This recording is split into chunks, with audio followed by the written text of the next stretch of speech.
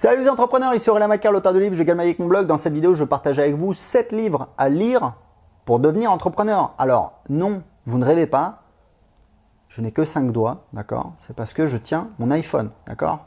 C'est un petit problème technique, ok? Sinon, c'est 7 livres à lire pour devenir entrepreneur. Pourquoi je vous parle de ça? Parce que moi, je suis entrepreneur depuis 2016, j'ai créé mon premier business en Australie.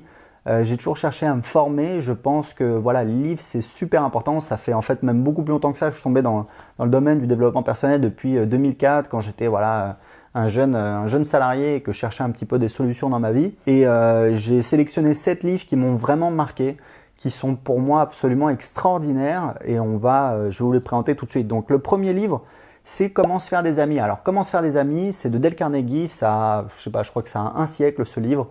Le titre est super cucu, mais c'est super important de le lire, c'est la base, c'est les rapports avec les gens. Si vous ne l'avez pas lu, il faut le lire, c'est vraiment une référence. C'est un petit peu cucu, un petit peu vieillot, mais c'est des trucs basiques, c'est des trucs qui fonctionnent et ça fait du bien à tout le monde, ça vous aide. Moi, je sais que je l'ai lu quand j'étais salarié et ça m'a permis de débloquer la situation, notamment avec un collègue qui était administrateur réseau qui ne me laissait pas faire mon travail. Et en lisant ce livre, prise de judo, pas prise de yoga, prise de judo, c'est-à-dire que voilà, j'ai joué le roseau beaucoup plus souple plutôt que d'aller à l'affrontement. Donc en fait, j'ai commencé, voilà, je me le suis mis dans ma poche. Et à la base, c'était un copain. C'est juste que voilà, je sais pas pourquoi la situation s'était tendue. Et j'ai pu avancer dans mon boulot et ça s'est super bien passé. Et je peux vous dire que c'est super important. C'est pour ça que je vous recommande ce livre. Le deuxième livre, c'est un livre aussi que j'ai lu quand j'ai commencé à découvrir le développement personnel et qui pour moi a été fondamental. Parce que quand vous lisez ça, vous dites mais c'est fou quoi, on peut faire des trucs de dingue. C'est Influence et manipulation de Cialdini, qui est un livre, voilà, c'est vraiment une référence, il est très souvent cité. C'est grosso modo comment influencer les gens. Alors c'est marrant parce que évidemment, influencer, il y a toujours le côté un petit peu péjoratif, manipuler, etc. Bon, entre vous et moi, on va se la jouer franc jeu, tout le monde influence tout le monde, d'accord? Donc il n'y a pas de mal, c'est normal, ça fait partie du jeu. Vous pouvez influencer quelqu'un pour le sauver, d'accord? Quelqu'un qui est par exemple qui a un vrai problème d'alcoolisme ou de je sais pas quoi.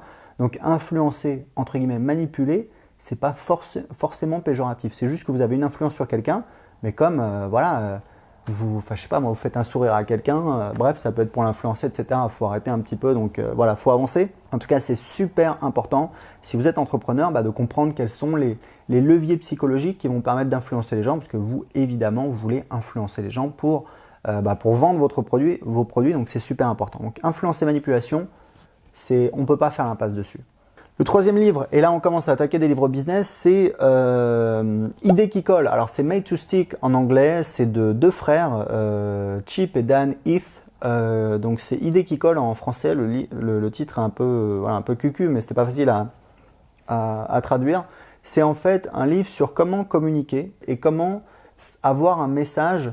Donc le message, soit ça peut être son entreprise, mais ça peut être une organisation non gouvernementale. C'est grosso modo comment communiquer et avoir un message qui soit non seulement compris, mais qui impacte et dont les gens se souviennent. Donc c'est super important en termes de communication.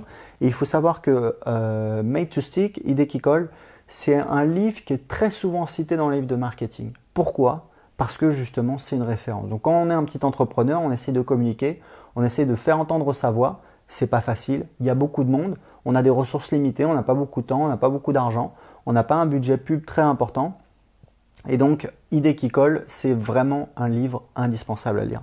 Le quatrième livre, là on rentre vraiment dans des livres un petit peu plus spécifiques, sur des points spécifiques, c'est The War of Art, c'est la guerre de l'art. Alors c'est un jeu de mots avec l'art de la guerre de Sun Tzu.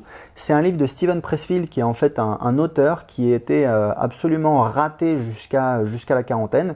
Et puis qui a eu un best-seller, je crois que c'est Gates of Fire, c'est l'histoire de Sparta, là, les Spartans, et qui est devenu voilà, un auteur à succès, un best-seller. Et il écrit dans ce livre son histoire, le fait que voilà, c'était un raté, qu'il arrivait à rien et qu'il a galéré pendant des dizaines d'années. Et c'est en fait comment être créatif, comment créer, comment apporter de la valeur. Et c'est simple, c'est super facile à lire. Alors je crois pas que ça existe en français, mais c'est en anglais, mais c'est très très facile à lire, c'est vraiment très simple. C'est drôle, c'est agréable, c'est plaisant, c'est motivant et il y a tout dedans sur la création. Et il explique en fait les bases. Il explique que voilà, la différence entre les amateurs et les professionnels, c'est que les professionnels ils font, point. Ils font pas parfaitement, ils font pas, non, ils font. Ils se prennent des grosses gamelles, d'accord? Voilà, je vous laisse lire le livre, mais c'est vraiment absolument extraordinaire quand il explique qu'il a eu voilà, son premier succès. Il a collaborer à l'écriture d'un scénario sur une grosse production hollywoodienne. Le film sort, il va le voir dans un cinéma, il n'y a personne dans la salle, il parle avec le petit jeune à l'entrée, il lui dit « Ouais, t'as vu ce film ?» Et le petit jeune lui dit « Ouais, c'est vraiment une daube. » Donc, il était au fond de la mine, hein, vous imaginez, après 30 ans à courir après une carrière, vous avez enfin une opportunité et c'est le flop énorme. Il a un copain écrivain qui lui dit « Écoute, maintenant que tu as eu ton plus gros échec de ta vie, j'espère que tu vas pas t'arrêter parce que ça veut dire que tu es un professionnel. » Donc c'est exactement ça. Les amateurs, c'est pas les gens qui font mal ou qui machin, c'est les gens qui font pas. Donc, et c'est ce que je vous dis toujours, voilà, apporter de la valeur, créer du contenu, créer des formations, créer des machins, créer des bidules, mais apporter de la valeur, c'est super important. Donc, The War of Art de Steven Pressfield, c'est un livre que j'adore. J'ai vraiment une affection toute particulière pour ce livre. Un autre livre qui a beaucoup changé ma manière de voir les choses et mon business, c'est The Prosperous Coach. Je l'ai lu, donc c'est le coach prospère, le coach voilà, qui gagne de l'argent. C'est de deux entrepreneurs, donc je crois que c'est Rich Litvin, un anglais, et l'autre c'est l'autre. C'est Steve quelque chose. Donc c'est super intéressant. C'est un livre, alors voilà, c'est comment vendre des services de coaching et bien gagner sa vie. Alors moi je suis pas coach, je vends du coaching, mais bon j'ai pas une formation de coach, je suis pas voilà, c'est pas comme ça que je me définis, c'est pas l'essentiel de mon activité. Mais si vous voulez, moi dans mes business, j'essaye d'aider les gens à changer de vie. Et en fait ce qu'ils expliquent, c'est que dans tous les business, il y a des gens, les meilleurs clients, c'est des clients qui sont prêts à aller plus loin, c'est des clients qui sont prêts à dépenser plus. Et ces clients-là, il ne faut pas les négliger parce que ces clients-là, ils sont prêts à vous payer plus. Ils vous kiffent, ils vont vous dire que vous êtes génial, etc. Et ça fait plaisir, honnêtement. On ne fait pas ça que pour l'argent. Et vous allez changer leur vie parce que c'est des gens qui se bougent, qui se motivent. Et c'est ce qui m'a poussé à faire du coaching. Je fais du coaching justement peu après avoir lu ce livre. Depuis 2014, j'ai des clients qui me payent 1000 euros par mois, 500 euros de l'heure. Et j'ai d'excellents résultats avec ces clients. J'ai pas 100% de réussite malheureusement. Là, j'ai des clients, on n'a pas atteint les objectifs, mais ils sont très très contents. Ils ont mis plus de temps. Ces gens qui ont un business offline et qui passent sur internet et voilà, moi je suis pas satisfait des résultats qu'on a eu, mais eux sont très contents.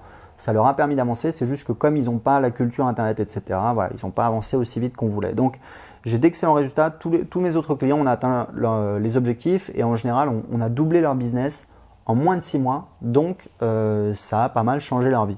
Un autre livre qui a pas mal changé ma vie, alors c'est un livre, voilà, c'est The Automatic Customer, c'est de John Varillo, voilà, je crois que je le dis bien. Donc je pense pas qu'il existe en français non plus. The Automatic Customer, c'est comment créer un business sous forme d'abonnement dans n'importe quelle industrie. Donc c'est super intéressant parce qu'aujourd'hui c'est une tendance de fond. Vous regardez Microsoft Office, vous pouvez l'acheter peut-être, mais vous pouvez surtout le louer. C'est 10 euros par mois. Avant vous achetiez le CD, vous le mettiez dans l'ordinateur, c'est fini. Les voitures, vous pouvez les louer. La musique, vous pouvez la louer. Moi, j'ai un abonnement à Spotify. Voilà, je peux écouter, je sais pas combien d'artistes, etc. illimité. Donc aujourd'hui, c'est une tendance de fond. Et moi, j'ai révolutionné mon business il y a 6 mois. Je suis passé d'un modèle où je vendais des produits à l'unité. Alors, je vends toujours des produits à l'unité, mais j'ai une offre par abonnement qui est beaucoup plus intéressante et qui cartonne, qui me permet d'aider plus de personnes, qui est plus rentable et surtout, j'ai un business stable où tous les mois, je fais actuellement 20 000 euros par mois en récurrent et donc c'est mieux. Voilà, c'est mieux. Donc The Automatic Customer, c'est vraiment bien. Et le dernier que je viens de lire en fait, il s'appelle Simplify, c'est de Richard Koch. Alors je sais pas comment on dit, Koch. C'est la personne qui a fait la règle du 80-20. C'est un consultant en business qui a eu énormément de succès. C'est quelqu'un qui a un patrimoine de 200 millions de dollars. Enfin voilà, qui est vraiment très très intelligent, qui a écrit plusieurs livres, etc. Et Simplify, c'est sur les stratégies des boîtes qui ont le plus de succès. Vous explique en fait il y a deux stratégies. Soit vous allez simplifier votre proposition, vous allez avoir un produit qui est plus performant. C'est le cas d'Apple par exemple qui a débarqué. Voilà, l'ordinateur plus facile à utiliser, l'iPod, le lecteur MP3 plus facile à utiliser, le téléphone, le smartphone, plus simple à utiliser avec plus de fonctionnalités, etc., etc. Ou alors l'autre stratégie, c'est de diminuer les prix. C'est la stratégie McDonald's, c'est la stratégie Ikea et ils expliquent que voilà, les boîtes qui ont le plus de croissance en général, c'est soit qu'elles ont une proposition de valeur qui est plus simple dans le sens où qui est plus évidente, c'est-à-dire que eux leur produit il est mieux, on a plus tendance à le choisir même si c'est un produit qui est plus cher. Ou alors, on va simplifier le choix du consommateur en faisant un produit plus faible puisque c'est moins cher, donc on se pose moins la question avant de passer à l'achat. Donc pour moi, c'est vraiment cette livres à lire, je peux vous dire que j'ai lu des centaines de livres, littéralement. C'est frustrant parce que très souvent on lit un livre et en fait on se dit mais mince, en fait le gars il aurait pu nous le dire en 5 pages et voilà, j'aurais compris ce qu'il veut me dire et ça aurait pu faire un bon article de blog, mais bon, un livre, il s'est un petit peu enflammé. Là, c'est vraiment des super livres que je vous recommande. Vous pouvez piocher dedans en fonction de ce que je vous ai expliqué. C'est plutôt, voilà, si vous êtes plutôt au début, si vous avez déjà un business, si vous voulez optimiser, c'est plutôt, voilà, les livres de la fin. Je vous ai préparé une fiche avec, voilà, toutes les références des livres. Vous pouvez aller les voir, vous pouvez la garder, vous pouvez la télécharger tout de suite sur votre ordinateur. Il suffit de cliquer en dessous de cette vidéo et de m'indiquer à quelle adresse email je dois vous envoyer la fiche pratique avec les 7 livres que je viens de vous donner. À tout de suite.